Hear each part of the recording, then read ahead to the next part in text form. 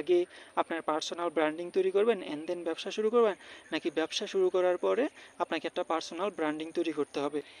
যখন অথরিটি থাকে তখন জাস্ট আমি প্রোডাক্ট লঞ্চ করে আমি খালি অ্যানাউন্স করব যে আমার এই জিনিসটা কারো লাগলে তোমরা কিনবা নাকি। অনেক অনেক বিক্রি হয়ে যায়, যেহেতু আমার প্রতি মানুষের ট্রাস্ট আছে, আমার মাধ্যমে আমি বুঝাইতেছি। বাট আমি যেই এক্সাম্পলটা দিছি সেটা হচ্ছে এন্টারটেনমেন্ট বাই কেয়া। তার যে কন্টেন্ট আছে, কন্টেন্টের মাধ্যমে মানুষ তাকে চিনছে, তার উপরে ট্রাস্ট বিল্ড হয়েছে। বিল্ড হওয়ার পরে সে যখন একটা প্রোডাক্ট লঞ্চ করছে বা একটা কোম্পানি লঞ্চ করছে, এখন অনেক মানুষ তাকে বিশ্বাস করে, ওই বিশ্বাসের জায়গা থেকে সে যখন একটা প্রোডাক্ট মানুষকে অফার করতেছে, মানুষ ইজিলি নিতেছে।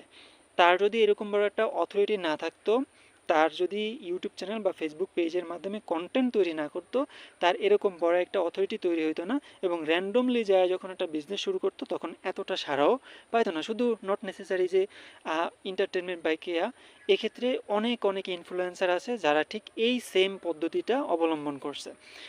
এখন আপনার ক্ষেত্রে আপনি কোন জিনিসটা করবেন, আপনি দুইটাই করতে পারেন। সেটা হচ্ছে আপনার যে প্রোডাক্ট আছে, প্রোডাক্টের মাধ্যমেই আপনি আপনার ব্র্যান্ড বিল্ড করতে পারেন, আপনার পার্সোনাল ব্র্যান্ডিং তৈরি করতে পারেন। আবার চাইলে আপনি আপনার কন্টেন্টের মাধ্যমেই কিন্তু একটা সুন্দর একটা অথরিটি তৈরি করে সেখানে বিজনেস করতে পারেন।